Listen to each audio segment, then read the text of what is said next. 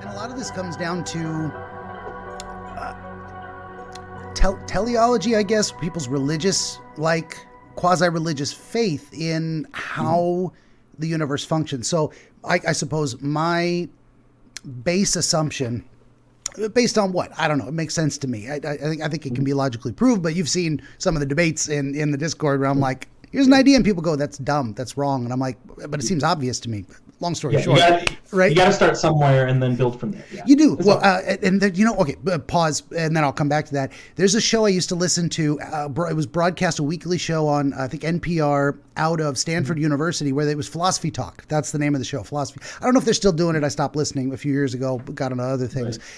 They always, in their philosophy department, it was one of their rituals. And we were talking about the Yu-Gi-Oh card and the power we invest in objects, symbolic, and rituals are symbols of things as well. Wow, I'm going all over the place. This is you triggered my Aspie brain. It's okay. Okay, long story short, symbols, philosophy talk. Fuck. Oh, no. Don't lose it. It was great. Rituals. Symbols. Fuck me. I went too far. Rebounded out. It's okay. Oh, their ritual, Jesus, was they would always say the phrase, a person would make an assertion because we have to start somewhere. And they would say, thank you for asserting. Because you got to recognize we can't have a discussion unless someone says, what if this? Starting point. Thank you for making a proposal. A lot of people in debates get down to, I don't like that idea. It's opposite or what I believe. I think it's inherently false, et cetera, et cetera. And they latch right onto that and skip over the part where it's like, thank you for giving us somewhere to start. Now I think you're wrong, and let me tell you why. But they jump straight to it. Yeah. And that's, well, you see me in the debate stuff, and I'm not a debate bro. I mean, I don't do this verbally well.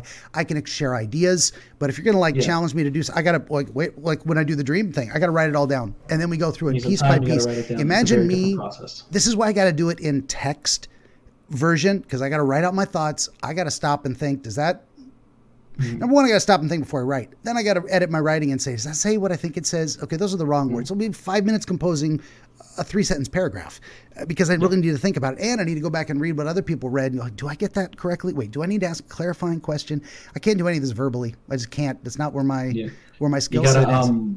You got to analyze your points and write them out in a way that's consistent with what you're thinking, and that's hard. Yeah, well, for to make sure it's relevant to what they were asserting, to make sure it's clear to me, to make sure I'm expressing it. And I've said this before. There's like 4 chances for everything to go horribly wrong, and more than that, but 4 basic chances. Yeah. What I think, how I say it, how they hear it, and how they process it. At minimum 4 chances for everything to go wrong if you are being as clear as you possibly can be. And if you're not, then it all goes to shit. And that's, I mean, I'm amazed. We're what is it? Joe Rogan had a thing where he's like, we're monkeys who make sounds with our mouth and communicate telepathically. I can put my thoughts into your head. It's like, whoa. Yeah, we're making these vibrations in a physical substance that vibrate something in your head, and it gets turned into electrical signals that become thoughts. It's like, what if that's not magic? I don't know what the hell magic is. Right? Yeah, it's one of those things where part of it probably occurred naturally because sound is just something that animals make when they're moving about in the world. So being able to detect sound is important. And then once you develop a species that can differentiate sounds to the point of very specific tiny syllables, it's like they're absolutely gonna utilize that to communicate. And now we have language, even though there are languages all over the world and they sound completely different. They're all built on this base idea of I make noise, you know what I'm thinking. Yeah, exactly. Oh, and it's fascinating too.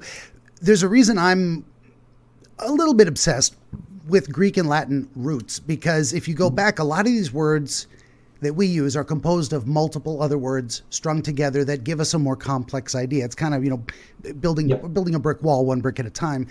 But if you go back and you look at some of those roots, they are single syllable roots that each express their own idea. So you have, modifier of idea, compressed, and then we go, okay, now we need a dictionary definition of multiple words that aren't the same words, because you can't describe a word by using the word itself, which a lot of people don't realize today. That's a whole nother dispute.